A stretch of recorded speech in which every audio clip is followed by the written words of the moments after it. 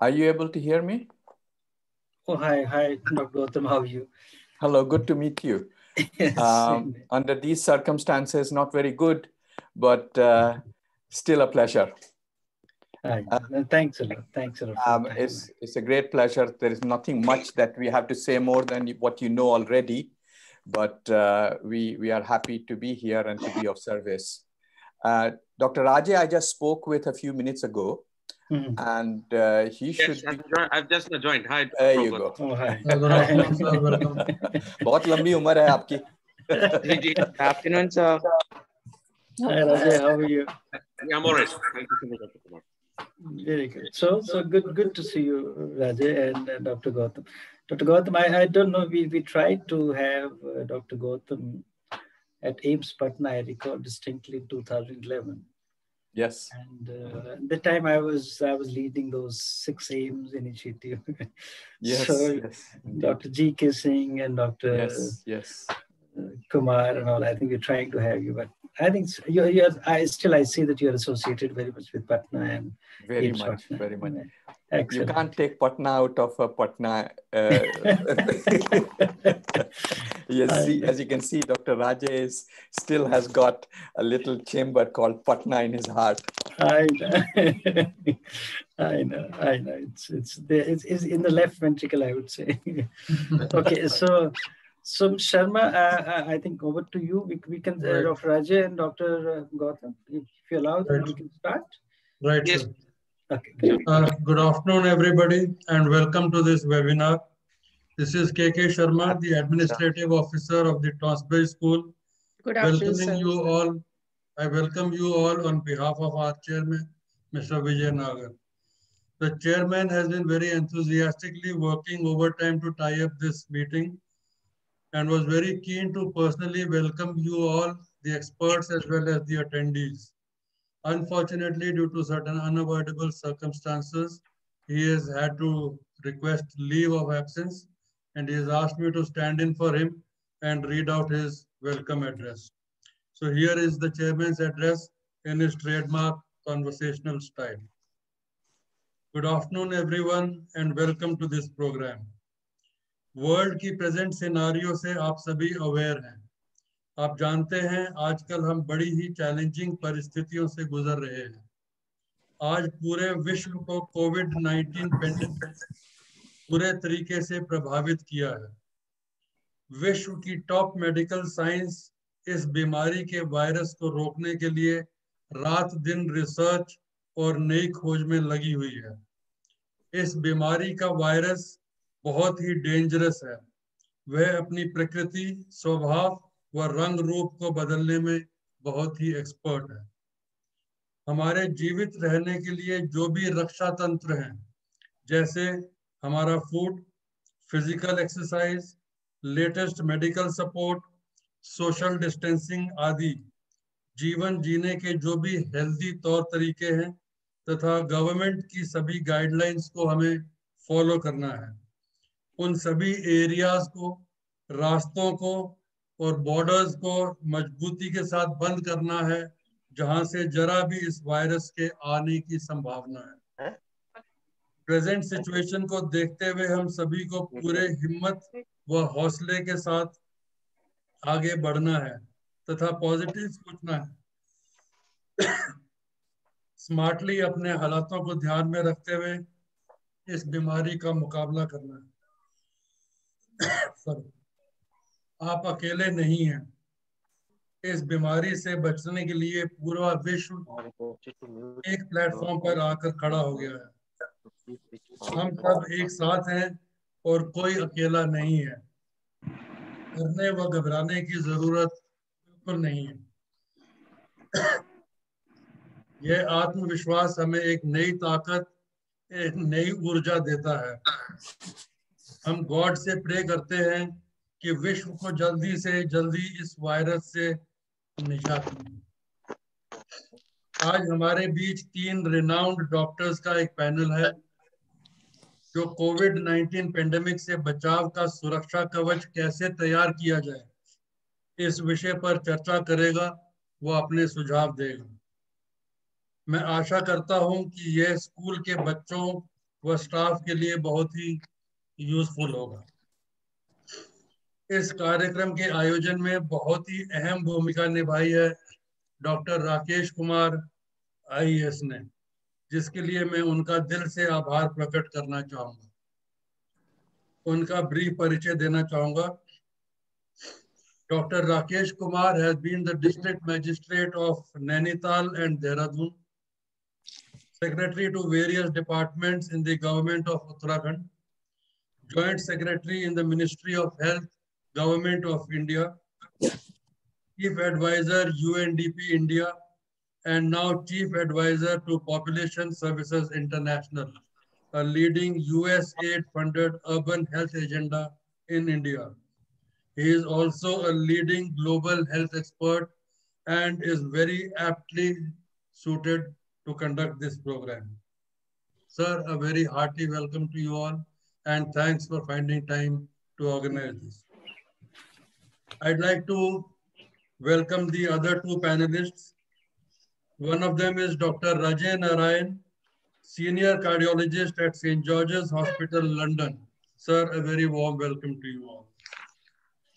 Our second expert is Professor Vijay Gautam, who is the consultant for acute and emergency medicine in Broomfield Hospital, London. A very warm welcome to you all, to you too, sir. May I now request Dr. Rakesh Kumar to kindly take charge and moderate this program. Ladies and gentlemen, Dr. Rakesh Kumar. Thank you, Mr. Sharma, and thanks to the chairman of the TonsBridge School, which is a very prestigious school, and I see that in the last 7-8 years, it has really, made its mark not only in Uttarakhand but across the country. This school, I am really proud to be associated with as a member, as a board member. But the best part about the school is that within no time, and the school was inaugurated by none then Dr. APJ Abdul Kalam Sahab, the former president of India.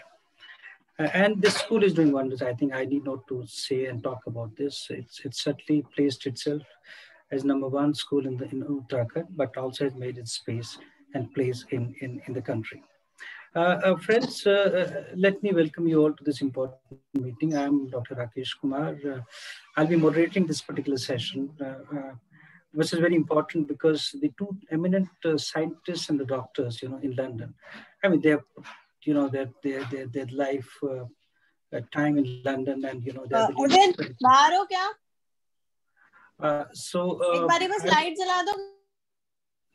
may I request the attendees to kindly mute their mics. So obviously, I think there can't be a better panel to discuss this particular subject. I've also tried to do one thing that, rather than making it more clinical or more, let us say, medical oriented, I just try to be more, sort of, I would say, where people can understand, in a very commonsensical manner. I'm indeed grateful to Dr. Vijay Nagar, who was a senior cardiologist, as a dear friend who was based out of London. His heart beats for India, for sure. He also is heading Global Health Alliance from London, and he is helping the country like anything. Similarly, Professor Vijay Gautam, again, he's a senior consultant for acute and emergency medicine at the Broomfield Hospital in London. So these are the top-notch people. I have divided the session in two parts. One is that I'll be conducting this in such a manner so that, I pose very specific questions to these two.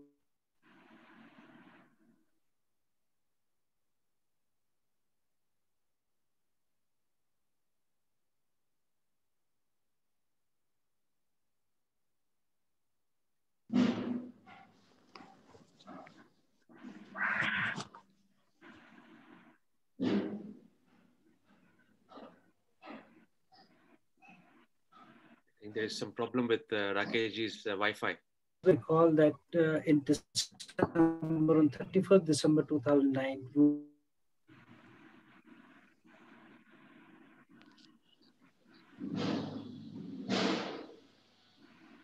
yeah. So Wuhan city in China, they reported 44 cases of pneumonia, a typical kind of pneumonia. And this is how the whole world knew, started knowing that, okay, this is a new virus. So that's why it's called a novel coronavirus. this virus traveled, from China to Europe, to UK, to US, and the other parts of the world. It hit in the first case of coronavirus was detected in India on 30th of January 2020, and that was in Kochi. And after that, in 2020, when this virus hit India, I think we did tremendously well. And it was mostly, and I would say more so, was prevention, prevention, and prevention. And we talk about prevention, we are talking about hand washing, we're talking about physical distancing, we are talking about masking, we are talking about travel restrictions, we are talking about lockdowns and all that happened last year. And lockdown also gave us, I would say close to 3-4 months or so to prepare ourselves. Hello. When we are talking about, let us say, procurement of certain things, whether it was about ICU, establishing ICU units or establishing COVID wards or PPE kits, or let us say capacity building of people or our health line workers, and obviously development of the vaccine. So I think this gave us ample time. And frankly speaking, we did tremendously well, and the whole world really talked very high about the country. However, by December 20, I think that we became a bit complacent. And we thought that now it's an end game for the COVID. That COVID is going now. But the second wave, whether it came to US, UK, Europe, I think it started hitting, and we knew for sure that it might hit India also. I'll hit India sometimes in April or May. But somehow I think we were caught unprepared, and now you look at the situation. I just want to cite some data for you. If you look at the global number, then close to 16 crores cases are there, and we have already lost 3.4 million people to COVID. When we talk about India, we already have 2.5 crore for those who have been impacted by COVID, and we have lost close to 2.7 lakhs people to COVID. So India, look at the load of the burden of the disease in India. We are close to 50% of the Asia Pacific region. So you can easily make out that how India is affected. Germany did very well. Similarly, South Korea in Asia, they did pretty well, because they follow the treaty model. And India, if you look at in different cities and different states, look at, I would like to cite here our Kerala model. So I think these have done pretty well. But nevertheless, I think right now we are really in a deep crisis. Now, to discuss this particular subject, I think we can't have better experts than Dr. Vijay Nagar and Professor Vijay Gautam. Dr. Narayan and Gautam and Dr. Gautam, we have the participants, the teachers and the students and eminent citizens of this, and senior officials from the government. They are participating in this particular webinar. So I'll just go to Dr. Vijay Narayan first. Dr. Vijay, in your view, what is COVID? What is this coronavirus? Because we know that this is a new virus, which we call as novel virus. And how does it infect our bodies, and how it's behaving? Because now we've seen this particular pattern for the last, let us say, since December 2019. So Dr. Vijay, over to you, and then I'll come to, to different questions. Thank you so much, Dr. Kumar, for asking us to be part of this important webinar. And me and Dr. Gautam are grateful to the TonsBridge School committee for asking us to be present here for this important webinar. So, as we all know that COVID, or the coronavirus, is a SARS-CoV-2 virus, which started in December 2019 in Wuhan in China. That is the most likely origin of the virus. Since then, there have been several episodes, pandemics, like waves of the virus in different parts of the country, in India and different parts of the world. We are still going through one of the most difficult, challenging parts, especially in India.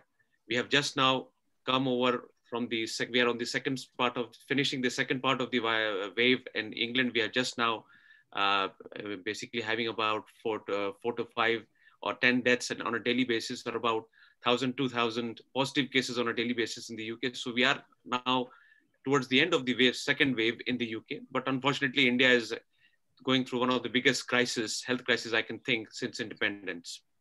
When it comes to infection and how people get infected, the droplet infection is the most common source through which people get infected. So actually, there's lots of research done by the Massachusetts Institute of Technology and John Hopkins, where they suggest that if you're in the same room, if a person who is infected, you're likely to get infected, even if you're at 8 feet or 12 feet distance. So again, these are all ongoing research, evolving research. But what we know that if you're in touch with a person who's infected with COVID or coronavirus, and they're in very close proximity, it can spread in air. That is the latest concept now, that it can spread in air easily, because we know of lots of cases, especially in India recently, where people are getting infected just by going out, not even coming in close contact with any COVID patient.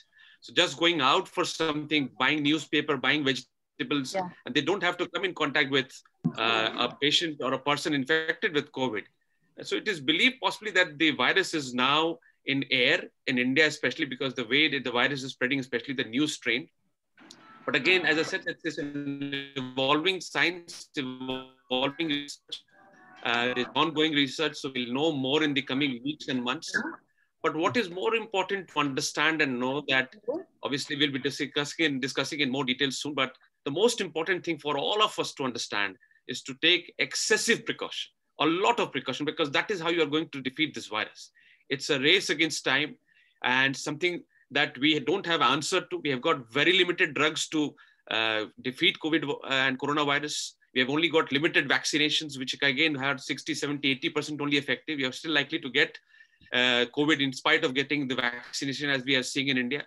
So again, most important thing, as I said, that is to take lots and lots of precaution and have social distancing, mask, hand washing. Those are the only three proven techniques that can help us to prevent COVID spread further in India, especially in the current scenario. Yeah, no, Dr. Ajay, you recall that till December, I would say, last year, just say 4 or 5 months back, we used to think that, this is one of the very thick viruses. It's fat inside and coated by the protein. So it's a thick particle. And when let us say some patient sneezes or coughs, then it falls on the floor, or, we get infection through the fomites and, from the floor. Right.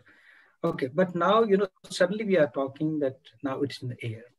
And does it have anything to do with the temperatures in India? Because when we say in air or aerosol infection, so does it have anything to do with the temperatures in India? Because right now temperatures are rising. May and June are going to be difficult. So again, there has been a concept and research and evidence in the past, again, coming from Massachusetts, especially leading to temperature and droplet infection, that it spreads easily when the temperature is less. And it spreads more, but the virus is likely to die in high temperature. And that is the concept still what the scientists are again working on, that the virus is likely to die when there is excessive heat, excessive temperature rise. But again, these are all evolving because, in South Africa, there's already a lot of, the temperature is quite high and still the virus is spreading like anything. So we don't have a definite answer to these questions. But yes, the chance of likelihood of this virus getting spread in milder temperature, colder temperature is more compared to when the temperature is very high, when there is excessive heat or warm temperature. Because again, the concept is that the virus is likely to die more easily when the temperature is on the higher side. But still in India, you find that it is on the rise, despite, high temperatures. So that doesn't fit absolutely. So that fit, and as I said, that in Africa, when the temperature is already quite high, it's spreading like wildfire in Africa as well.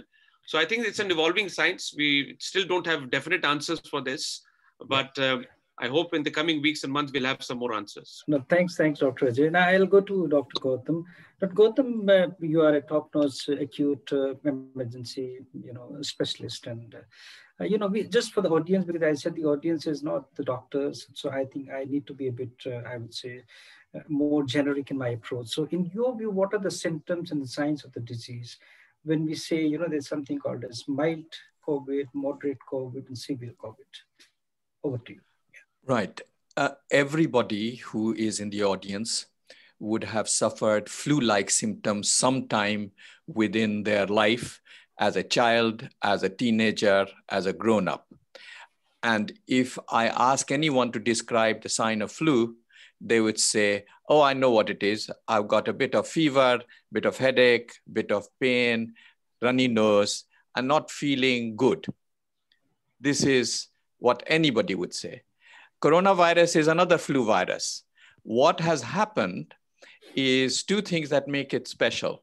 One is that it wasn't a human virus. It was an animal virus that has jumped across the species. So we, as a species, we were not prepared. We did not have immunity to it. So we have been caught unprepared. The second thing that has happened, it has attacked many people at once. So what is normal in flu? People get sore throat. Some people have to lie in bed. Some people go to work. Very old people, if they get bad flu, they die. We all know that. Grandfathers and great-grandfathers, when they get bad flu, they sometimes just succumb to it. So we are experiencing what we already know. What is happening is that as human beings, we are not familiar with this beast. And now we are getting more familiar, as Dr. Rajay, who is a world expert in this subject, has conducted numerous seminars, and I respect his perspective on this. So what has happened is once flu attacks, it then falls into the three categories, so mild, moderate, severe. Let's take care of severe first. Very few people will have severe illness. So just because I have flu, I don't need to worry and start getting concerned, because the people who are very severely ill, nobody will make any mistake. They know that they've got high temperature, they are struggling to breathe. And if you got a probe, you can put on the finger and you can find that the saturations are below 93. A blind man can tell this patient is very ill and needs expert input. If you put that to one side, the other two categories, the mild and the moderate one, is where we need to remain calm, because most of us will catch it, will get better, go back to work. So what do we need to do? We need to take the temperature, which will be the same as in any other flu. We'd run, if you're looking at Fahrenheit, you'll be running between 100 to 102, let's say 101, 102. We will have a little bit of cough, little bit of sneezing, runny nose, and not feel well at all. But if you put a probe on my finger, if I've got mild COVID infection, my saturations will be over 94, 95, 96, in that range. And that means that I have got mild manifestation. I've got good immunity as a natural, I'm not very young, but Dr. Rajay is very young, immunity, and I would recover from it and I should expect to get better. The moderate one is something in between these two. So patient feels more ill, temperature is more high, respiratory, he's struggling with breathing, and the saturation is what we call downtrending. So from a normal of 99, 98, 96, 95, it starts to swing between 94 to 96. And that's when we would say, I'm having moderate COVID symptoms. And again, in those cases, you need a little bit of thought as to how we are going to manage it. Majority of patients will get better as they get better with flu. So I wouldn't get that this is something complex or strange or something to worry about. Thank you, Dr. Gautam. I think you explained it very well. Rajay, I'll come to you now, and I just wanted to understand, because when somebody gets, let us say, COVID, like symptoms. So I always say, it's like in early 70s and 80s, when India was having large number of malaria cases, so there used to be a slogan, a very simple one. They used to say, कि कोई भी बुखार malaria हो सकता है. Similarly, India में ऐसा है कि कोई भी flu COVID हो सकता है. That is what we are thinking. So in your view, what are those kind of diagnostic tools which we have? RT-PCR is one, of course, and again 30% is something which is false negative, and that comes across the country. And now with more pressure, I think false negativity is also very high. So what are those kind of marker tests? I think people are rushing for HRCT. Any problem? First sign is, oh, I want to have my CT done. So what do you think? So that is why I think I'll go to Dr. Gautam and to you both to talk about this. But what should be the line of, let us say, investigation when somebody is suspected to have COVID? Over to you. बहुत ही अच्छा सवाल आपने पूछा doctor Kumar, और मैं जो लोग सुन रहे हैं उनको मैं ये रीअश्योर करना चाहता हूं कि हम लोग कोविड का सेकेंड फेज खत्म कर चुके हैं इंग्लैंड में सक्सेसफुली। आप समझें कि अभी तक हम लोग लॉकडाउन में हैं और हम लोग का लॉकडाउन मंडे से खत्म शुरू होने वाला, हम लोग मिलना जुलना शुरू करने वाले इंग्लैंड में। अभी तक हम लोग लॉकडाउन में हैं, जबकि हमारे यहाँ केस जैसे मैंने बताया 1000-2000 केसेस हैं और डेथ्स मुश्किल से 5 या 10 हो रहे हैं डेली। जहां तक डॉक्टर गौतम ने समझाया, मैं उसको हिंदी में एक समरी देना चाहता हूँ, क्योंकि जो लोग हमारे और भी दर्शक जो हिंदी में समझना चाहेंगे कि 80-90% लोग जिनको कोविड या कोरोना वायरस होता है वो घर में सिर्फ पैरासीटामोल, बल्कि मैं कहूंगा कि 90-95% लोग इंग्लैंड में खास करके सिर्फ पैरासीटामोल और फ्लूइड्स घर में रह के अच्छा खाना पीना, अच्छा पैरासीटामोल से सिर्फ अपना बुखार का कम करना, इससे रिकवर करके 90% लोग। अब जो अगला 10% लोग बचते हैं उसमें करीब 5-7% ऐसे होते हैं जिनका खांसी बढ़ता रहता है, जिनको बुखार और तेज होता है, जिनका सीआरपी बढ़ता है, कभी कदार उनका सैचुरेशन कम होने लगता है। तो वो समय आ जाता है कि वो मॉडरेट में चला जाता है कि भाई हम माइल्ड में ठीक नहीं हो रहे, अब हम मॉडरेट की तरफ जा रहे हैं, क्योंकि हमारा सिर्फ पैरासीटामोल से काम नहीं चल रहा, हमारा सैचुरेशन थोड़ा कम हो रहा है, हमारा फीवर थोड़ा बढ़ रहा है। That is the time that we should try and investigate further.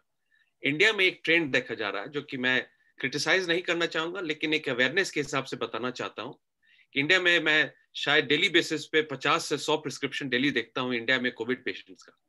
और चूंकि हम लोग ने एक हेल्थ सिस्टम, एक हेल्थ केयर हेल्पलाइन भी शुरू किया दिल्ली में, जिसको डॉक्टर कुमार बताएंगे, तो हमारे पास 50 से 100 प्रिस्क्रिप्शन पूरे इंडिया से आते हैं। उसमें मैं देखता हूँ कि जहां कोविड आपका टेस्ट पॉजिटिव हो गया, सबको 8 दवाई as a standard cut and paste सबको लिखा जाता है, azithromycin, doxycycline, ivermectin, Limcee, Zincovit, Fabiflu और डोलो। ये 7 दवाई फिक्स दवा सबको दिया जा रहा है इंडिया में, इरेस्पेक्टिव आपको माइल्ड सिम्टम है, मॉडरेट सिम्टम है या कोई सिम्टम नहीं। बल्कि ऐसा भी देखा जा रहा है कि लोगों को एस्प्रिन दिया जा रहा है क्लॉट बचाने के लिए। मैं उसके बारे में आगे बताना चाहूंगा। तो coming back to majority of patients, majority of जो हमारे लोग हैं जिनको कोविड होगा, माइल्ड कोविड, मैं एकदम रीएश्योर करना चाहता हूं कि उनका सिर्फ पैरासीटामोल, थोड़ा मल्टीविटामिन, थोड़ा अच्छा खाना पीना, विटामिन सी, थोड़ा जिंक, थोड़ा मल्टीविटामिन खा के काम चल जाएगा। तो घबराने की थोड़ी सी बात वो होती है, जो चिंता की बात तब होती है जबकि आपकी खांसी हफ्ता 10 दिन के बाद भी बढ़ रहा है या ऑक्सीजन सैचुरेशन कम हो रहा है। तो ऑक्सीमीटर में आप जब देखते हैं और आपका ऑक्सीजन सैचुरेशन अगर 94 से कम होना शुरू हो रहा है, तब जरूरत है आपको अपने डॉक्टर से बात करने की। उसके पहले तो मैं सजेस्ट करूंगा कि कोई ब्लड टेस्ट भी ना करें, कोई और टेस्ट ना करें। ऑब्वियसली इंडिया में आरटीपीसीआर सबका होता है, आरटीपीसीआर करा के एक जानना जरूरी होता है, एक बेसलाइन कि हाँ हमको कोविड है कि नहीं। एंटीजन टेस्टिंग भी होता है, लेकिन एंटीजन टेस्टिंग में काफी फॉल्स पॉजिटिव होते हैं। जैसे आरटीपीसीआर में फॉल्स नेगेटिव होते हैं, उससे एंटीजन में भी फॉल्स पॉजिटिव होता है। तो मैं एंटीजन टेस्ट हम लोग इंग्लैंड में हार्डली करते हैं, क्योंकि एविडेंस बेस अब हो गया है कि RTPCR is the best test. तो जरूर आरटीपीसीआर अपना करा लें एक बार, क्योंकि आपको जानना जरूरी है कि अगर आपको कोविड है तो आप अपने आप को सेल्फ आइसोलेट कर लें, परिवार के और लोगों से, अपने दोस्तों से, रिश्तेदारों से अपने आप को अलग कर लें, ताकि और लोगों को वायरस नहीं फैले। वो जानना जरूरी है कि हाँ एक बार मैंने आरटीपीसीआर करा के अपने आप को अलग कर लिया, पैरासीटामोल, मल्टीविटामिन, अच्छा खाना पीना से अपने आप को कोशिश करके मजबूत रखना है, हाई प्रोटीन डाइट खाना है, दाल खाना है, राजमा खाना है, हरी सब्जियां खानी है, फल खाना है, जिससे कि आपका इम्यूनिटी और ताकत बढ़ता जाए, क्योंकि इम्यूनिटी है जो फाइट करेगा इस वायरस से। तो अगर आपका सैचुरेशन 94 से कम के तरफ जा रहा है, तब ये समय आ गया है कि आप अपने डॉक्टर से बात करके ब्लड टेस्ट कराएं, कि देखने के लिए कि इन्फेक्शन कितना बढ़ रहा है। ये समय आ गया है कि आप इंग्लैंड में एक इंडियन डॉक्टर ना कहता है इंडिया में क्या है, सबको चाहे कितने भी लेवल पे सबको 7 दवाइयां शुरू कर देते हैं। कहते हैं इंग्लैंड में ऐसा नहीं होता। Can we have need based दवाई? Can we have your mics muted please, if you don't mind? Thank you. जैसे ही आपका सैचुरेशन 94 से नीचे की तरफ जाने लगे तो आप अपने डॉक्टर से बात करके ब्लड टेस्ट कराएं, एंटीबायोटिक्स जो डॉक्टर आपके बताते हैं वो खाएं, और पूरे वर्ल्ड में सिर्फ एक दवा है कोविड की जो कि काम करती है, जो कि इफेक्टिव है, और वो है डेक्सामेथासोन चाहे मिथाइलप्रेडनिसोलोन, जो कि स्टेरॉइड है। और किसी दवा का कोई एविडेंस नहीं है कि वो डेफिनेट आपके कोविड को ट्रीट करता हो, चाहे वो प्लाज्मा हो, चाहे आइवरमेक्टिन हो, चाहे फैबीफ्लू हो, चाहे टोक्लोजीमैब हो। ये कोई दवा कोविड की दवा नहीं है, कोविड ठीक नहीं करता, ये सब सपोर्टिव दवा है कि छोटे छोटे स्टडीज हुए हैं सबके बारे में कि हाँ कुछ केसेस में काम करते हैं, तो उसके बारे में हम बात नहीं करेंगे।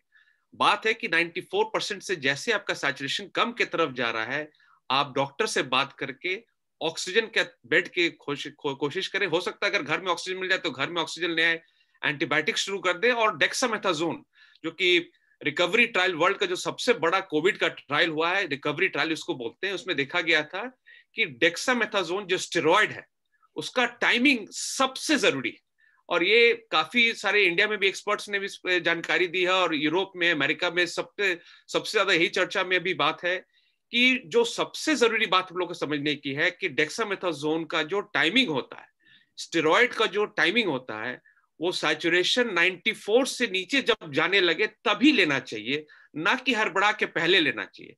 क्योंकि अब केसेस अब आ रहे हैं और इंडिया में भी बहुत सारे ऐसे केसेस हो रहे हैं, जैसा कि फंगल ब्लैक फंगस का जो बात हो रहा है, कि जो लोग हड़बड़ा के पहले ले लेते हैं स्टेरॉइड, हड़बड़ा के पहले ले लेते हैं डेक्सामेथासोन, और जो खास करके जिनको डायबिटीज है, जिनका इम्यून कमजोर है, उनको काफी ऐसा पॉसिबिलिटी है कि प्रॉब्लम्स हो सकते हैं। क्योंकि डेक्सामेथासोन जो लेने का टाइम है, स्टेरॉइड लेने का जो टाइम होता है, वो कोविड के पीक में लेना चाहिए। पीक मतलब जब साइटोकाइन सर्ज हो, जब इन्फेक्शन का सर्ज हो, जब इन्फेक्शन अपने पीक पर पहुंचे, तो आप अपना बेस्ट हथियार तभी निकालते हैं जबकि दुश्मन ने अपना बेस्ट हथियार निकाला, तब भी आप अपना बेस्ट हथियार निकालते हैं। ये बात ये हो गई कि अगर एक दुश्मन का एक सिपाही आता है तो आप उसको एक गोली से मार सकते हैं, अगर 100 सिपाही आता है तो आप अपना बम छोड़ते हैं। तो जो बम छोड़ने की जो बात है वो सही समय पे छोड़ना चाहिए। अगर आप एक सिपाही के लिए बम छोड़ देंगे तो जब 100 सिपाही आएंगे तो आपने अपना बम को खत्म कर दिया है। तो ये समझने की बात है।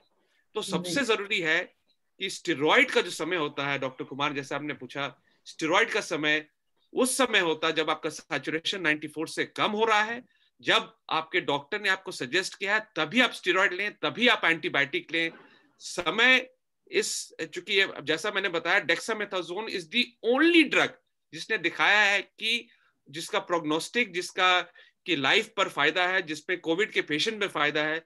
तो डेक्सामेथासोन के अलावा जितने भी और दवा के बारे में हम लोग बात करें, किसी का भी कोई एविडेंस नहीं है, चाहे वो प्लाज्मा हो, आइवरमेक्टिन हो, जिसके बारे में हम लोग भी बात करेंगे। Thank you, Rajay. I think they couldn't have been better explanation that you have made. And now coming to one particular point, I've seen that people keep on inserting their fingers and looking at oxygen saturation, every half an hourly, 1 hourly kind, and at any given point of time, let us say that they find one reading even at 92, 93, they get panicked. I think the panic is something people know that 94 agar aapka hai, usse niche aaya, they start looking for ICU beds. And this is what exactly is happening. So in your view, I mean, how should people, really measure the saturation? I think that is also, people need to understand how we should measure, the accuracy of the oxygen saturation. I think that is one important. The second point, I think I'll request Dr. Gautam and you both, is that, nowadays, we promoted in India that rather than rushing to the hospital, let us have something called as home hospitalization. And I've seen, people, those who really stayed at home and those who rushed, let us say, in the hospital, because hospitals are like what? If we are not prepared in the hospital, we don't have oxygen ICU beds, then it's like bringing deaths from home to hospitals. I think that's a very sad thing to happen. So in your view, what do you think, what is your view on home hospitalization and how do we measure the saturation? I think that's important. Over to you. I'll answer and then I'll request Professor Gautam to answer as well. तो हमारे हिसाब से जो saturation major करने का जो तरीका होता है, वो जब आप पल्स ऑक्सीमीटर लगा के आराम से 5 मिनट कहीं बैठे हो चाहे लेटे हो, तो वो देखें एक एवरेज आपका क्या रहता है। शुरू में बहुत बार ऐसा होता है कि अगर आप मूव कर रहे हैं, चल रहे हैं, या शुरू में जब लगाते हैं तो कम दिखाता है, तो आपको वेट करना होगा। लगाने के बाद let's wait for at least 2 to 3 minutes की सैचुरेशन किस एवरेज पर सेटल कर रहा है, 94, 95 या 97, 98, जिस पर नंबर पर वो सेटल करता है 3 से 4 मिनट के बाद, और एक एवरेज परसिस्टेंट रीडिंग जो आता है, we should go for that reading rather than just one of reading of 92। अगर शुरू में आ गया है 90 आ गया शुरू में, तो घबराना नहीं है, बैठ के 2-3 मिनट तक देखना है, और एंड में जो एक बेस लाइन आपका मेंटेन रह रहा है, 94, 95 हो चाहे 98, 99, 100 हो, उस बेस लाइन को देखा जाता है। जहां तक होम ऑक्सीजन की बात है, मैं बताना चाहूंगा कि अगेन हम लोग 50 से 100 पेशेंट्स के डेली बेसिस पे कंसल्टेशन कर रहे हैं, और बहुत सारे पेशेंट जिनका सैचुरेशन 94, 95 के आसपास आ गया था, 93 तक आ गया था, उन्होंने घर में ऑक्सीजन कंसंट्रेटर और ऑक्सीजन सिलेंडर की व्यवस्था की, और वो सक्सेसफुली स्टेरॉइड और एंटीबायोटिक से बाहर निकल गया 3 से 4 दिन के अंदर में। काफी लोग ने ऐसा किया है। खास करके हॉस्पिटल जाने से आप समझे कि जिनका इम्यूनिटी ऑलरेडी वीक है, you are susceptible to more infection. क्योंकि अगर मेरा इम्यूनिटी कमजोर है, मैं हॉस्पिटल चला जाता हूँ, हॉस्पिटल एक ऐसा एरिया होता है जहां पर और भी इन्फेक्शन होते हैं। तो मैं अगर हॉस्पिटल चला जाता हूं तो आप देखते होंगे लोग जो आईसीयू में खास करके रहते हैं, उनको बार बार इन्फेक्शन पकड़ता रहता है हॉस्पिटल रहने से।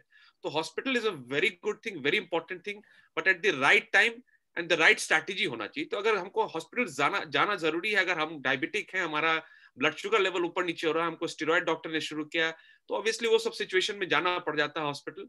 लेकिन मैं सजेस्ट करूंगा कि अगर 94, 93 तक आपका सैचुरेशन रह रहा है, अगर आपके डॉक्टर ने आपको स्टेरॉइड और एंटीबायोटिक शुरू कर दिया, आपका सैचुरेशन स्टेबल है, फीवर स्टेबल है पैरासिटामोल के साथ। मैं एक चीज और बताना चाहूंगा कि अभी जो ट्रेंड देखा जा रहा है इंडिया में कि फीवर का ट्रेंड 15 दिन से लेके 1 महीना तक रह रहा है लोगों को, लो ग्रेड फीवर 1 महीना तक लोगों को रह जा रहा है, 15 दिन तो कहीं नहीं गया। इसलिए फीवर के लिए हड़बड़ाना नहीं है कि अगर फीवर हमको रह रहा है, 100 फीवर रह रहा है, 101 फीवर परसिस्ट कर रहा है, उसके लिए हड़बड़ाना नहीं है। हाँ, लेकिन अगर फीवर 1 हफ्ते से ज्यादा रह गया तो एंटीबायोटिक शुरू करने की जरूरत पड़ सकती है। तो डॉक्टर से बात करके अपना blood test, CRP, infection marker कराएं। हड़बड़ा के जो बहुत सारा टेस्ट डॉक्टर कहते हैं, जो कि डी डाइमर, फेरिटिन, प्रोकैल्सिटोनिन, ये सब टेस्ट की कोई जरूरत नहीं। मैं सिर्फ एक टेस्ट बताऊंगा, सीआरपी। एक सीआरपी कराएं और फुल ब्लड काउंट करा के अपने डॉक्टर से बात करें। Those are the only 2 test, और किसी कोई टेस्ट का कोई मायने नहीं है।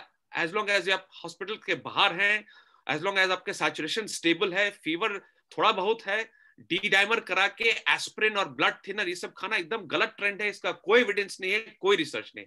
Doctor Gautam, over to you. आपसे हम 100% से ज्यादा अग्री कर रहे हैं, 111% अग्री कर रहे हैं।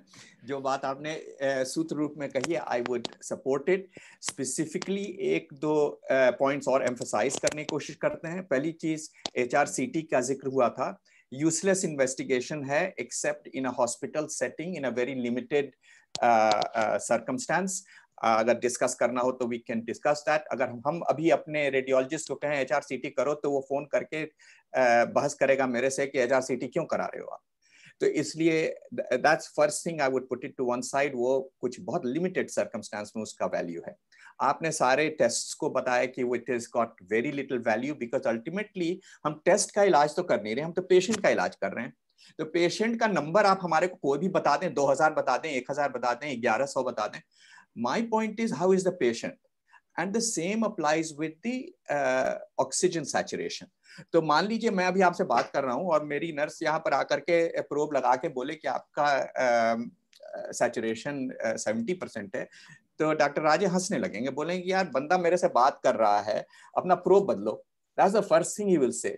प्रोब बदलने पर भी आएगा तो बोलेगा उंगली बदलो, क्योंकि कई बार अगर दाहिने हाथ में मेरे ठंड लग रही है, या मेरे को कोई वैस्कुलर डिफिशिएंसी है, या मैं सिगरेट पीता हूं, खास करके अगर सिगरेट पीता हूं, तो उस हाथ में गलत रीडिंग आएगी। डॉक्टर राजे कहेंगे उसको कि दूसरा हाथ ट्राई करो, कान में ट्राई करो, पैर में ट्राई करो। This is not true. Patient कैसा फील कर रहा है। So my suggestion is correlate with the patient progress. Patient आपसे बात कर रहा है, आपने प्रोब लगाया, प्रोब में अगर उसका कोई बुरा नंबर आता है, पैनिक की बात नहीं है। स्टेबल नंबर क्या है, दूसरे हाथ में क्या है, दूसरे लिम्ब में क्या है, दूसरे प्रोब से क्या है। I would say these tests are useful, but they are part of the assessment of the patient.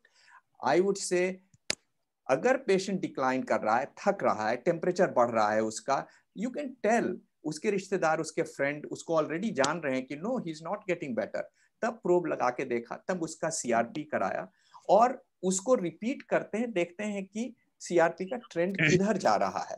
और दुनिया में कोविड के अलावा और भी बीमारियां हैं, उनके लिए भी हम लोगों को सचेत रहना पड़ेगा। ऐसा नहीं कि सब चीजों को कोविड कह करके उसे अस्पताल भेज दिया।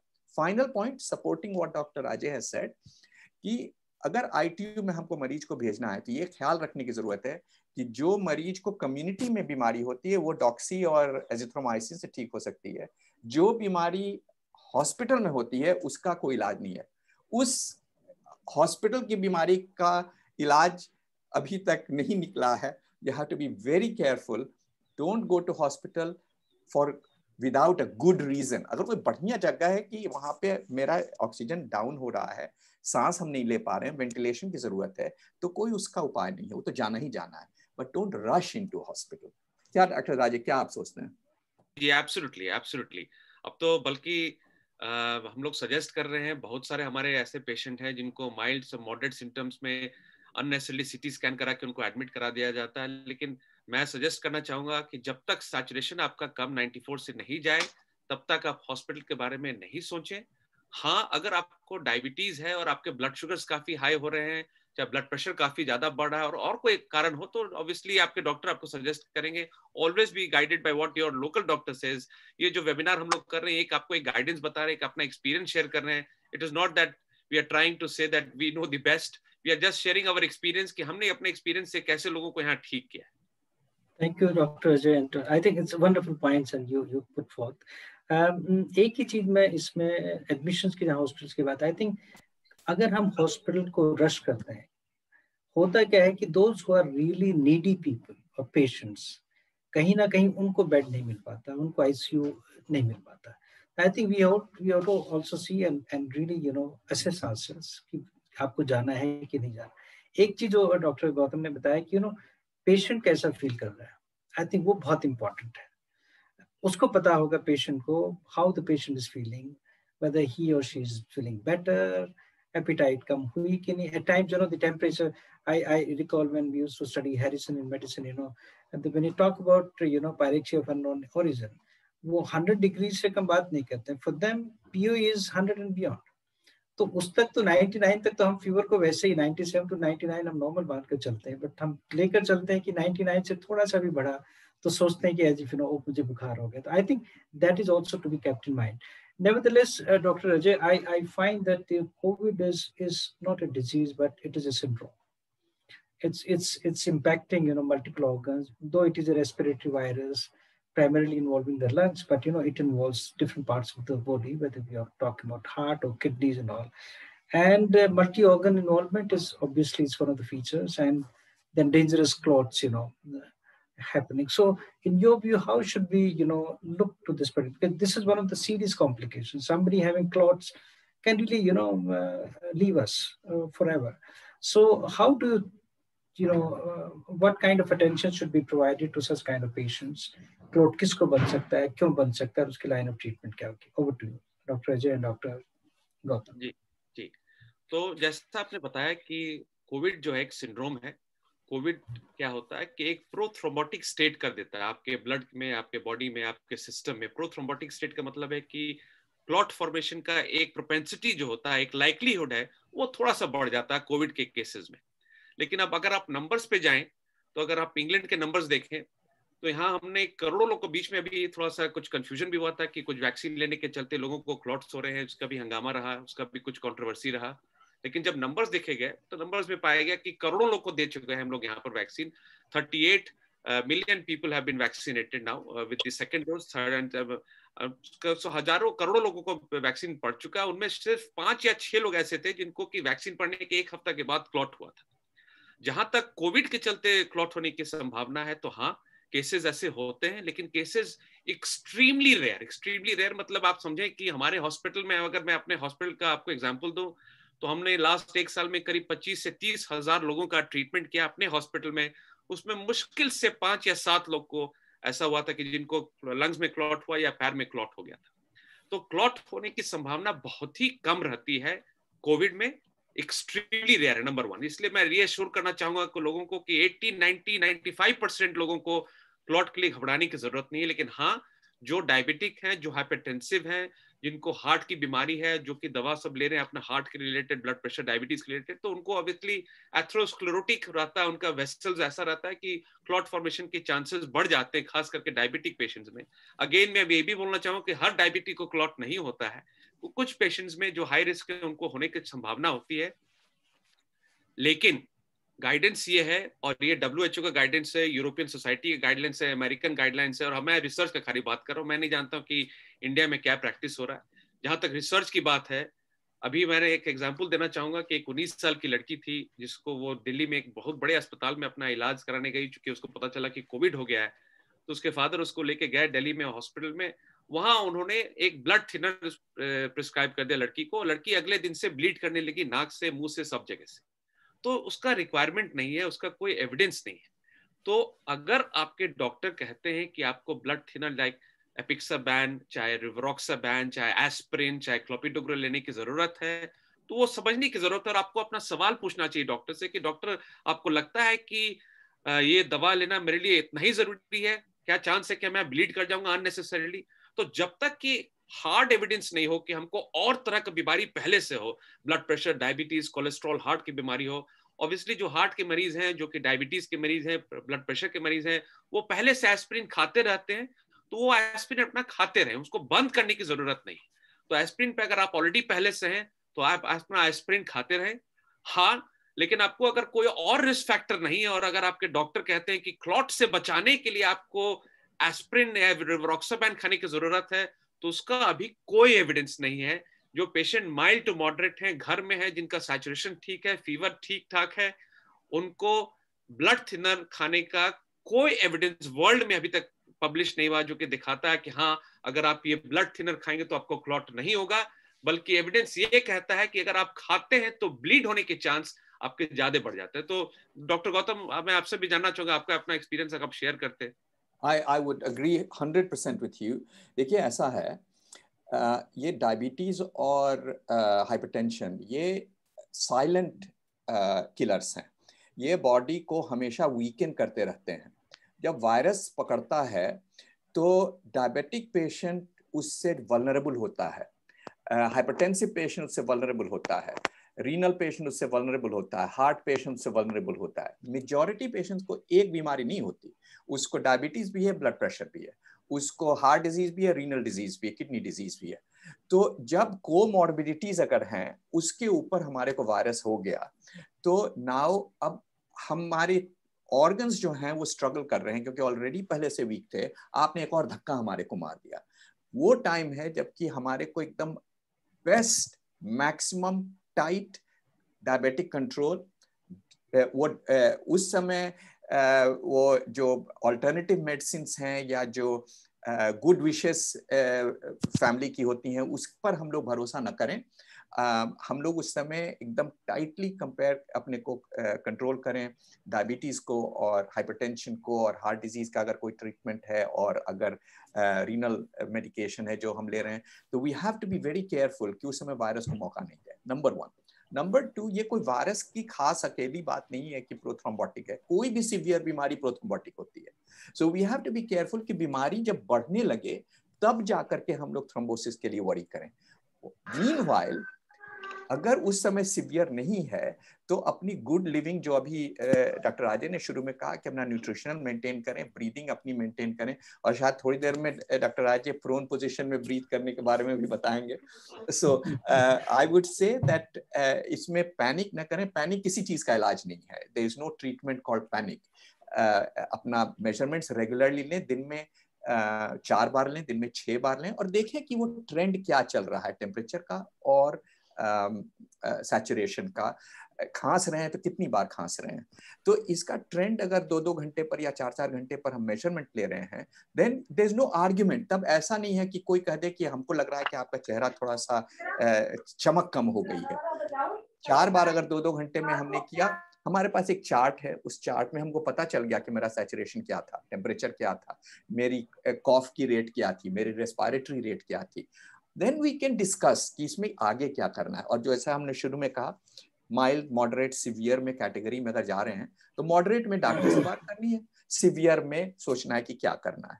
बट इसके लिए चिंता करके इसका इलाज अभी तक नहीं है हमारे ख्याल है कि चिंता is not a good treatment for any disease. Thank you, Dr. Gautam and Dr. Vijay. I think before I switch over to the last segment on vaccination, because that's going to be important and there could be some questions from the audience also. मेरे पास में 2-3 specific questions to ask. You must be saying nowadays, there are rising cases of mucormycosis or black fungus. Uske baare mein, and then obviously I think steroids, they play an important role in increasing the chances of having black fungus infection. So I think that is one point I thought, let me just, have your views from both of you. And the second, which is very important, is that, yes, once we fight against the COVID and we are, let us say we win the sort of battle against COVID, लेकिन जो उसके बाद जो 1 महीने का period हम लेकर चलते हैं, people might land into something called as post-COVID syndrome. Okay, because even after you are out of COVID, because COVID virus can't live, let us say, beyond 9 days. Okay, but then again, it is leaving behind those kind of protein elements. जो उसका एक कचरा कह सकते हैं उसका, कि protein तो मर गया, वो वायरस तो मर गया, बट वो अंदर छोड़ के जा रहा है आपके. And I'm sure that must be leading to different kind of complications. I think कई बार हम देख रहे हैं उस पर लोग ध्यान नहीं दे रहे. They are jumping into action, straight away getting to work. I think मैं थोड़ा सा आइडिया आपसे लेना चाहता हूँ कि उस पीरियड में हमें कैसे डील करना चाहिए. How, because that's in my view, एक बार आप बच गए हैं कोविड से, it's very important कि next 1 month how you conduct yourself in terms of your physical activities or diet or what all needs to be there. So over to you, both of you, Dr. Ajay and then Dr. Gautam. जी, तो जैसा आपने बोला mucormycosis के बारे में, जो कि एक फंगल इन्फेक्शन है, ये नया इन्फेक्शन नहीं है. हमने ये पहले भी देखा है हर पार्ट ऑफ द वर्ल्ड में, चाहे वो इंग्लैंड हो, अमेरिका हो, इंडिया हो, कि खास करके लोग जिनकी इम्यूनिटी कमजोर पड़ जाती है वायरल इन्फेक्शन के बाद, जो कि काफी लंबे दिनों तक आईसीयू में एडमिट रहते हैं, उनका इम्यूनिटी काफी वीक हो जाता है, तो उनको डिफरेंट तरह के फंगल इन्फेक्शन हो सकते हैं. लेकिन अब देखा गया है कि खास करके इंडिया में, जहां हम लोग इतना मिसयूज कर रहे हैं स्टेरॉइड का, खास करके डायबिटिक पेशेंट्स में, ministry of health, government of India ने एक बहुत बड़ा कल एक प्रेस कॉन्फ्रेंस भी इसके बारे में किया. तो नंबर ऑफ केसेस खास करके महाराष्ट्र में ऐसे ज्यादा देखे जा रहे हैं. नंबर ऑफ केसेस और सब स्टेट में बहुत ही लिमिटेड है, तो इसलिए मैं इस पर पैनिक नहीं करना चाहूंगा. लेकिन हाँ, अलर्टनेस की जरूरत है. और अलर्टनेस, जैसा मैंने पहले बताया, कि रिकवरी ट्रायल ने यह साबित कर दिया है कि अगर आप डेक्सामेथाजोन गलत टाइम पे लेते हैं, आपकी मोर्टेलिटी के चांस बढ़ जाती है. अगर आप डेक्सामेथाजोन गलत टाइम पे लेते हैं तो आपकी इम्यूनिटी और वीक हो जाती है और आप लाइकली हो जाते हैं म्यूकोरमाइकोसिस टाइप इन्फेक्शन से और भी तरह के इन्फेक्शन से. म्यूकोरमाइकोसिस चूंकि इतना न्यूज में अभी 2-4 हफ्तों से आ रहा है और महाराष्ट्र में इतने सारे केसेस देखेंगे, तो इसलिए म्यूकोरमाइकोसिस इज मेकिंग हेडलाइंस. लेकिन आप ये समझें कि जिनकी इम्यूनिटी कमजोर हो जाती है उनको दूसरे बैक्टीरियल इन्फेक्शन भी हो जाते हैं. म्यूकोरमाइकोसिस तो सिर्फ एक इन्फेक्शन है. ऐसे बहुत तरह के इन्फेक्शन, आईसीयू में आप अपने कोविड से रिकवर कर रहे हैं, आपका वेंटिलेशन इंप्रूव कर रहा है, लेकिन चूंकि आपने अपनी इम्यूनिटी को ठीक से मैनेज नहीं किया, you become susceptible to more different kinds of infection, जिसके चलते आपका पूरा रिकवरी इफेक्ट हो जाता है. तो इसलिए जरूरी, मैं बार बार एम्फसाइज करना चाहूंगा, स्टेरॉइड का टाइमिंग एकदम परफेक्ट होना चाहिए. ये और भी रिसर्च पिछले हफ्ते साबित हुआ गया है, और भी रिसर्च पब्लिश हुए हैं कि स्टेरॉइड सिर्फ 94 से जब नीचे जाए सैचुरेशन, तब अपने डॉक्टर से बात करके उसको आप शुरू करें. टाइम स्टेरॉइड के चलते बहुत कॉम्प्लिकेशन हो सकता है, और म्यूकोरमाइकोसिस एक तरह का भी कॉम्प्लिकेशन है जिसको हम लोग ट्रीट कर सकते हैं. Most of the anti fungal infection का जो इंजेक्शंस होते हैं, जो कि दवाइयां होती हैं, उनसे ट्रीटमेंट हो जाते हैं, लेकिन अगेन मोर्टेलिटी हाई हो सकता है अगर आपका इम्यूनिटी वीक है. तो जहां तक रिकवर करके आप एक पूछना चाहते थे यहाँ पर इन द कॉन्टेक्स्ट कि आपके यहाँ रेमडेसिविर का क्या, what's the timing for remdesivir in all this? जी, तो रेमडेसिविर हम लोग इंग्लैंड में अपने हॉस्पिटल में लोगों को देते हैं जब वो एडमिट होते हैं. उनका सैचुरेशन जैसे इंग्लैंड में है 94 के नीचे अगर आपका सैचुरेशन आ गया तो हम लोग उनको एडमिट कर लेते हैं अपने हॉस्पिटल में, और उनको हम लोग डेक्सामेथाजोन शुरू करते हैं 4 milligram twice a day for 10 days. और वही समय है कि रेमडेसिविर हम लोग यूज करते हैं. लेकिन रेमडेसिविर अगेन बहुत ही लिमिटेड एविडेंस है. रेमडेसिविर का जैसे आइवरमेक्टिन अब इंडिया में यूज किया जा रहा है, कहीं पे नेशनल गाइडलाइंस में है, लेकिन मैं बताना चाहता हूं कि जो अभी तक का बेस्ट गाइडलाइन मैंने देखा है इंडिया में, तमिलनाडु सरकार ने एक इतना अच्छा गाइडलाइन का निकाला. मैं सबको बताऊंगा कि आप जरूर तमिलनाडु सरकार की वेबसाइट पे जाएं और देखें. उनका जो गाइडलाइंस है वो कंप्लीटली यूरोपियन, यूके का जो नाइस है, अमेरिका का जो अमेरिकन हार्ट का जो गाइडलाइंस है, अमेरिकन मेडिसिन का जो गाइडलाइन है, कंप्लीट उसके बेसिस पे एविडेंस बेस निकाला, और one of the best guidelines हमको लगा आज तक जो इंडिया में पब्लिश हुआ, और तमिलनाडु सरकार ने कल निकाला है, वो उनके पीडीएफ के फॉर्म में उनके वेबसाइट पे आप जरूर जाके देखें। तो मैं यह बताना चाह रहा था कि आइवरमेक्टिन का जो रोल है, आइवरमेक्टिन का कोई रोल नहीं है कोविड में। हमने एक भी पेशेंट को आइवरमेक्टिन यूके में नहीं दिया, और 95% पेशेंट सिर्फ पैरासीटामोल और हल्की फुल्की एंटीबायोटिक से रिकवर कर गए। तो जैसा डॉक्टर गौतम ने निकाला बात रेमडेसिविर की, तो रेमडेसिविर सिर्फ हम लोग उस समय देते हैं। रेमडेसिविर भी कोई जादू की दवा नहीं है, रेमडेसिविर कोविड की दवा नहीं है, रेमडेसिविर खाने से कोविड ठीक नहीं होता है। रेमडेसिविर एक सपोर्टिव है ड्रग, जो कि देखा गया है कि अगर जिन लोगों को हॉस्पिटल एडमिशन की जरूरत पड़ती है, अगर उनमें रेमडेसिविर हम दे देते हैं तो शायद उनका हॉस्पिटल का स्टे 2-3 दिन से कम हो जाता है। That is the only evidence with remdesivir. Remdesivir देने से ऐसा नहीं होता कि आपका कोविड ठीक हो गया और आप अच्छे हो जाएंगे, या ऐसा नहीं है कि अगर 2 पेशेंट कोविड के उनको एक को रेमडेसिविर मिला तो वो जल्दी ठीक होकर निकल जाएगा। हाँ, एक आध दिन हॉस्पिटल स्टे उनका कम हो सकता है।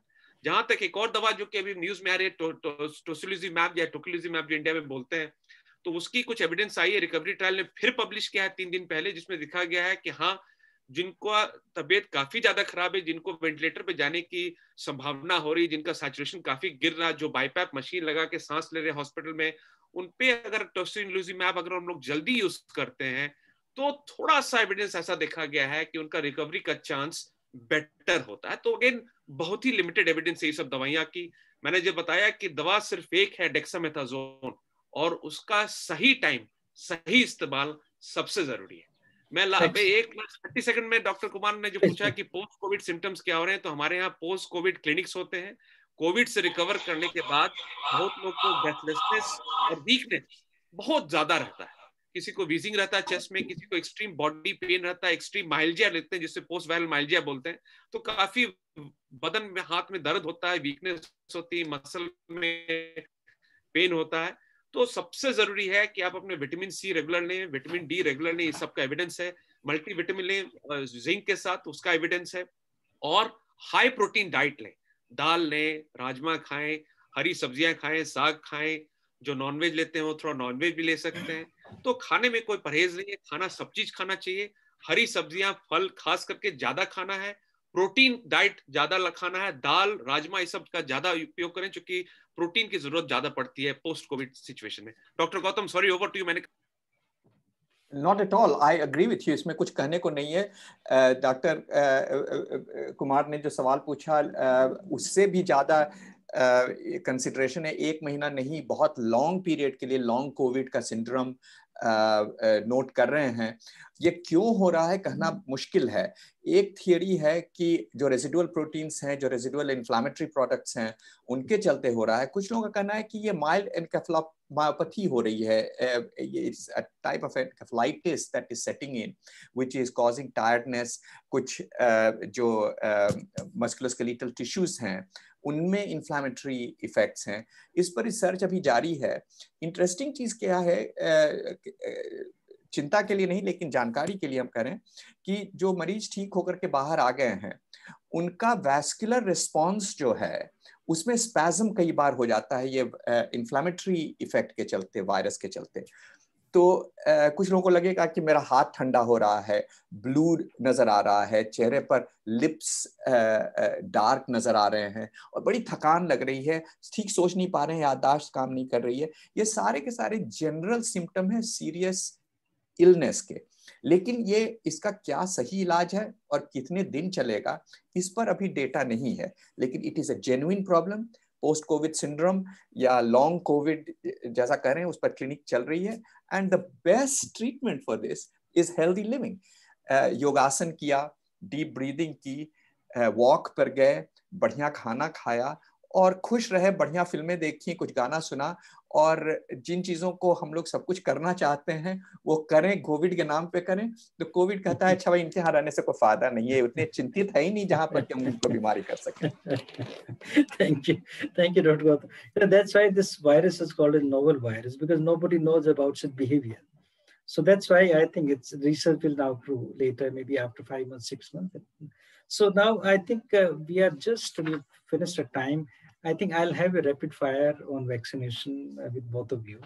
And so that, immediately we can just, so in India, India is the largest manufacturer of vaccines, close to 60% manufactured by us.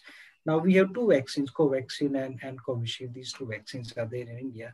Sputnik is also joining us right now. So in your view, I think people had some controversies initially. हम Covishield लें कि Covaxin लें, कुछ इसके बारे में efficacy से मैं देखता हूं तो दोनों की बराबर सी है 85-90%. तो आप क्विकली अगर आप इसको बता सके कि कौन सी लें, ये जो एक दिमाग में लोगों को चल रहा है, तो any views on this from?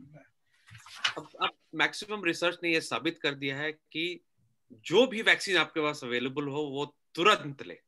लोग जो वैक्सीनेटेड होते हैं, अगर उनको कोविड हो भी जाता, जो कि देख रहे हैं इंडिया में एक ट्रेंड है कि लोग को कोविड का वैक्सीन लगने के बाद भी लोगों को कोविड हो रहा है, तो उनको माइल्ड डिजीज होता है और मैक्सिमम मॉडरेट डिजीज होता है, उनको वेंटिलेटर पे जाने की जरूरत नहीं पड़ती. तो ये रिसर्च ने साबित कर दिया है कि अगर आप वैक्सीन लेते हैं, आपके एंटीबॉडीज लेवल बढ़ जाते हैं और आपको आगे कोविड होता भी है बाय चांस, तो वो माइल्ड होंगे. तो वैक्सीनेशन का जहां तक सवाल है कि कोविशील्ड लें, कोवैक्सीन लें या क्या मॉडर्ना लें या फाइजर लें, कोई फर्क नहीं पड़ता.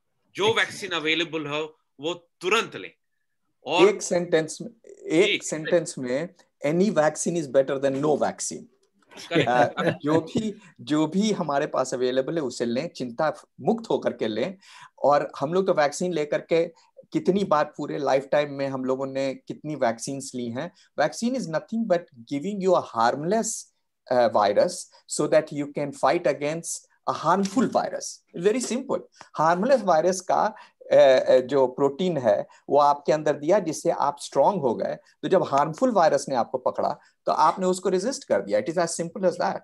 Any vaccine is better than no vaccine. जो आपको कहता है कि सब बकवास है, उससे कहिए कि आप बकवास कर रहे हैं, आप भी जा करके लीजिए.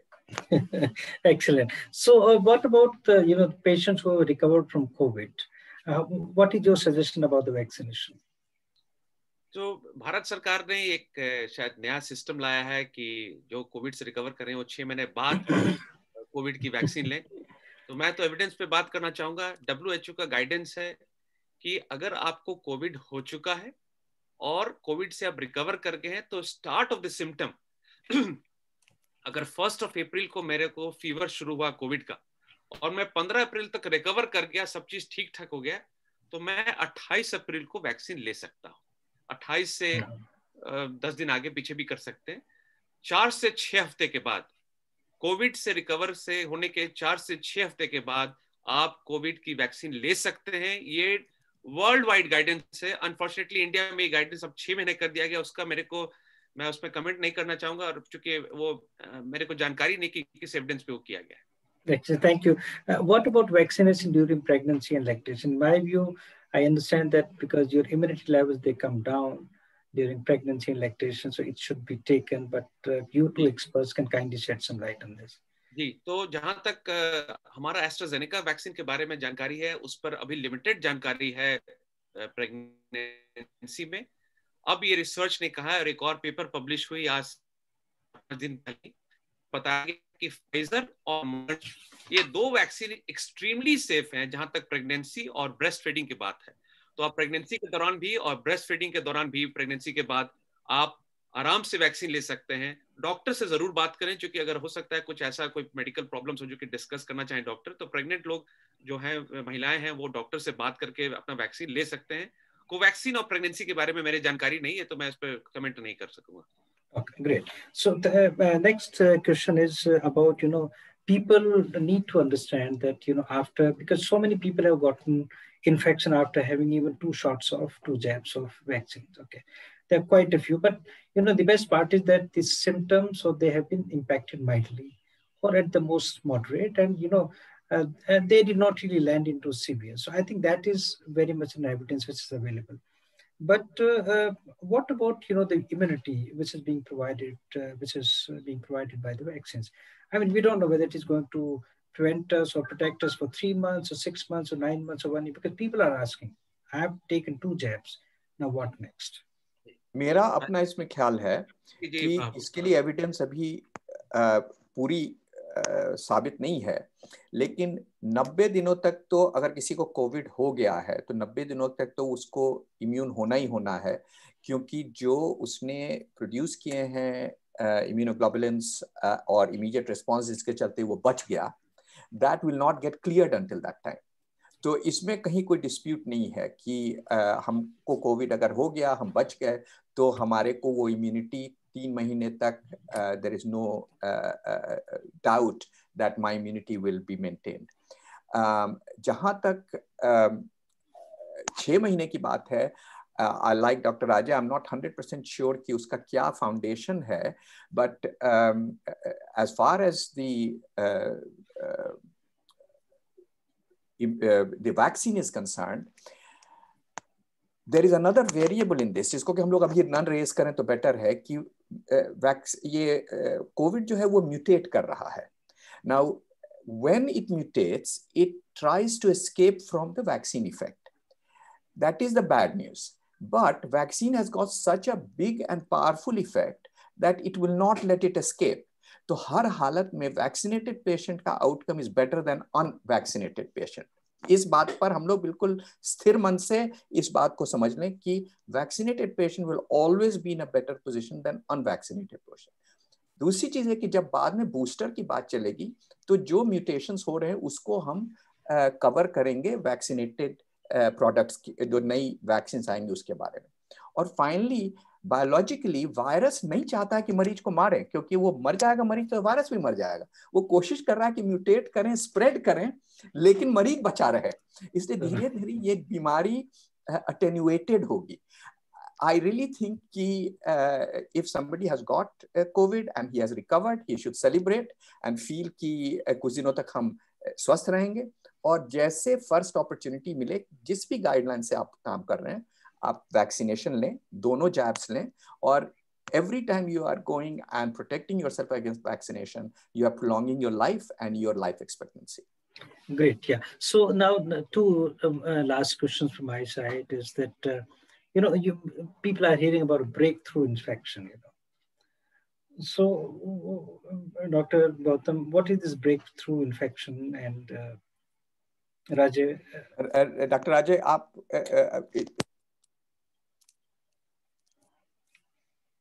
ब्रेक थ्रू जो इन्फेक्शन की जो बात हो रही है, तो लोग ऐसा देखा जा रहा है कि जो फर्स्ट जो लेते हैं वैक्सीन और जो सेकंड वैक्सीन लेते हैं उसके बीच में लोगों को कोविड हो रहा है, चाहे सिम्टम होता है.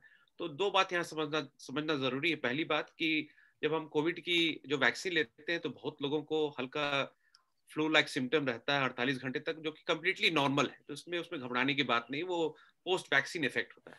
लेकिन बहुत लोगों को ऐसा देखा जा रहा है कि फर्स्ट डोज लेने के 15 दिन बाद, 20 दिन बाद लोगों को कोविड हो गया, क्योंकि वो इन्फेक्शन वैक्सीनेशन सेंटर से लेकर आए. या जो लोग जिनको हल्की फीवर रही है और उनके डॉक्टर्स ने कहा कि सिटी स्कैन तुरंत कराओ, आरटीपीसीआर के पहले सिटी स्कैन करा लो, तो वो सिटी स्कैन कराने गए थे, और सिटी स्कैन सेंटर जिस रूम में वो सिटी स्कैन कराते हैं वो वायरस से भरा रहता है, क्योंकि हजारों लोग वहां सिटी स्कैन करा रहे हैं कोविड के पेशेंट. आपको कोविड नहीं था और आपने सिटी स्कैन कराने चले गए और आप सिटी स्कैन सेंटर से आप कोविड लेकर आ गए, तो उनको आपको कोविड हो गया basically.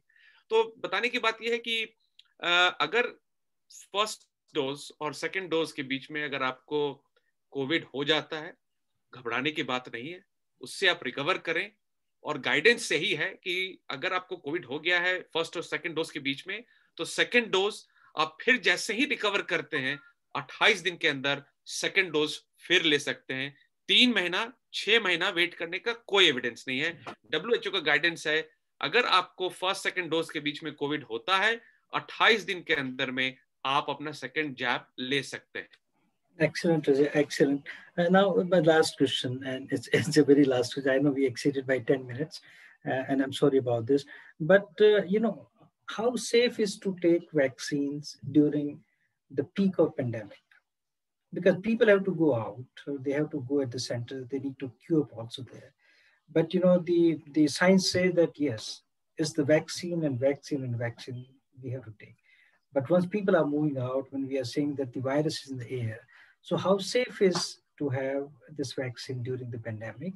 I'm not saying that we should stop it, but then what should we do? Professor Gautam, आप कुछ बोलना चाहें, फिर मैं भी अपना दे दूंगा closing comments. Mute. You are muted, Dr. Gautam. Unmute, please. Yeah. No, I think you're on mute, Professor Gautam. Ji. Yeah. No, I think there's something wrong with your mic. We can't hear you, Professor Gautam. Ji. Dr. Raji, you can come in. हाँ जी जी. Professor Gautam, आपकी आवाज नहीं आ रही है. I think we'll have to possibly reconnect. तो जहां तक ये आपने सवाल पूछा डॉक्टर कुमार की पीक के टाइम में वैक्सीनेशन के लिए जाना चाहिए कि नहीं, ये बहुत ही डिफिकल्ट सवाल है और ये रिसर्च का और साइंस का सवाल है जो कि आने वाले कुछ 6 महीने साल भर में इसका जवाब सही से मिलेगा क्योंकि इट्स इवॉल्विंग रिसर्च. लेकिन आप ये भी समझे कि हमारे पास कोई हथियार नहीं है वायरस को हराने का. एक ही हथियार हमारे पास है और वो है वैक्सीनेशन. लेकिन वो बहुत ही जरूरी है कि जब हम वैक्सीन लेने जाएं, डबल मास्क पहन के जाएं, ग्लव्स पहन के जाएं, जो कपड़ा पहन के हम वैक्सीन लेने जा रहे हैं उस कपड़े को घर में आते के साथ बाहर में कहीं छोड़ के तुरंत नहा लें, अपने आप को शावर ले लें, क्योंकि वो प्रोटेक्शन बहुत ही जरूरी है. मैं बता रहा हूं कि मेरे जानकारी में, मेरे जान पहचान में ऐसे दर्जनों लोग हैं जो कि वो वैक्सीन लेने गए हैं और उधर से कोविड लेकर आ गए हैं किसी और से, चाहे कोविड सेंटर से चाहे वैक्सीनेशन सेंटर से. तो अनफॉर्चुनेटली इसका कोई सही या गलत जवाब देना अभी शायद डिफिकल्ट होगा, लेकिन हमारे हिसाब से vaccine is the only weapon that we have got. We have to get the vaccination done at a larger scale. आप समझे कि इंग्लैंड में अभी हम लोग इतने अच्छे सिचुएशन में हैं, उसके बावजूद सरकार ने कल आर्मी कॉल किया है कि वैक्सीनेशन को और एक्सटेंसिवली बढ़ाया जाए. तो वैक्सीनेशन तो हम लोग को और अच्छे तरीके से करना पड़ेगा, खास करके अपने गांव में, अपने छोटे छोटे शहरों में. Thank you. Dr. Gautam, are you there in case you want to add? I think, again, you are not audible. There's some problem. So 2 questions have come from the audience, Dr. Ajay. One is about coronel. So Kavita writes that does coronel help? So I don't know. मैं एक बात emphasize करना चाहूंगा कि हम लोग सबके पास अब गूगल है, रिसर्च है, हम लोग सब चीज के लिए गूगल का इस्तेमाल करते हैं. तो हमेशा अभी कुछ रिसर्च करें, कुछ अपना एविडेंस बेस्ड प्रैक्टिस करें. आप खुद अपना रिसर्च खोल के देखें कि भाई किस दवा का क्या रिसर्च है. कोरोनिल का जहां तक हमारी जानकारी है कि ऑब्वियसली इसको प्रमोट किया गया था एज अ कोविड की दवा, लेकिन इसकी कोई रिसर्च एविडेंस नहीं है, कोई बड़ा पेपर कहीं पब्लिश नहीं हुआ है. तो मैं इस पर कमेंट नहीं कर सकूंगा, लेकिन मेरी जानकारी में कोरोनिल कोविड की दवा नहीं है. Great. So one more question which has come from the audience is that it says that although my saturation never dipped below 95, yet I am told to take metsolone. I mean, methylprednisolone. Yeah, 44. My CRP was 90. Ji. So CRP आपका अगर 19 है तो बहुत ही कम है. CRP के लिए चिंता ना करें. मैं मिथाइलप्रेडनिसोलोन चाहे डेक्सामेथासोन, जैसा मैंने बहुत बार बताया आज कि स्टेरॉइड का समय सिर्फ तब आता है जब आपका सैचुरेशन 94 से नीचे जाता है.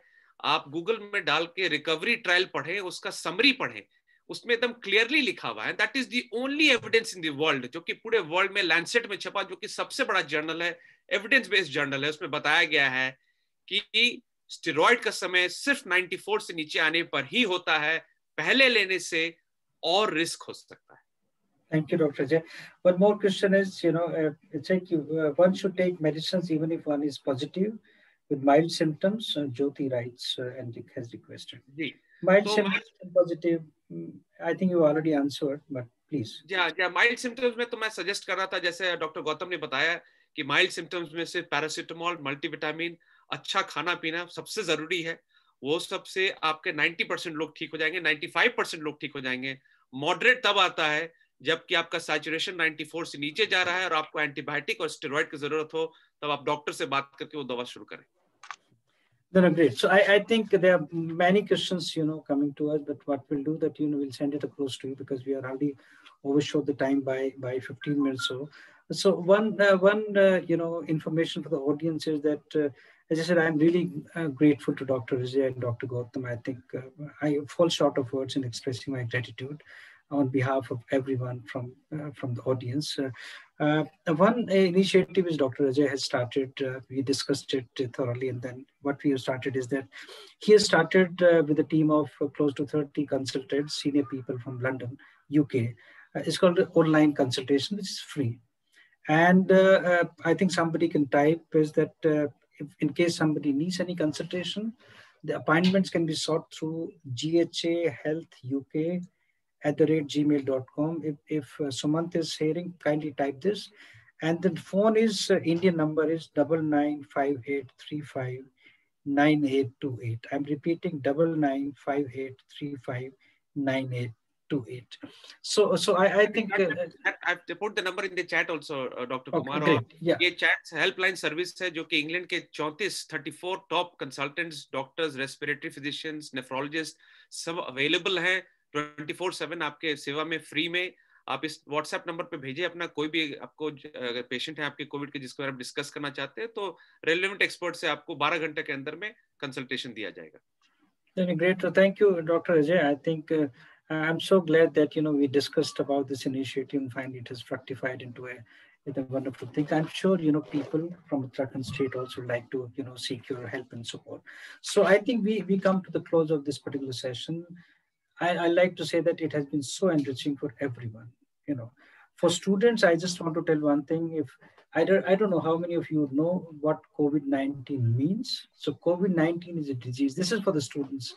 And COVID comes from CO is your corona, VI is virus, and D is disease. So this is basically an acronym called as COVID. So it's a disease. And 19 is because it happened for the first time in year 19, December 31st, 2019. So that's why the disease is called as COVID-19.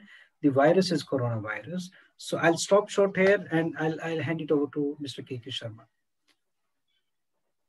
Thank you, Dr. Kumar and Dr. Rajay and Dr. Gautam. It was a pleasure having you all. Is Mr. Agarwal online, our Dean of Academics, would like to propose the vote of thanks? Mr. Agarwal? Yes, sir. Thank you, sir. I think I completely lost a sense of time and I just don't have appropriate words to thank all the people here who have enlightened us so much. I mean, we are glued to our TV sets nowadays, listening to the different debates by different people. But when today we saw the comparison of what the medication is happening in the other parts of the world compared to what is being prescribed here, I think this was a real eye-opener. At this point of time, this particular session was very much required by the entire community. On behalf of the entire school management, our chairman, Mr. K.K. Sharma, the principal, and the entire student community, and all the teachers present here, I would like to express my sincere thanks to all the eminent panelists here. Thank you so much for sparing your valuable time. Over to K.K. Sharma, sir. Once again, thank you to the panelists. It was a pleasure having you all here, and I'm sure this was a very informative and enlightening session. I hope we have more such occasions to meet. Thank you so much. Thank you so much. Stay safe. Thanks, Dr. Ajay. Dr. Gautam. Thank you, sir. Thank you. Thanks.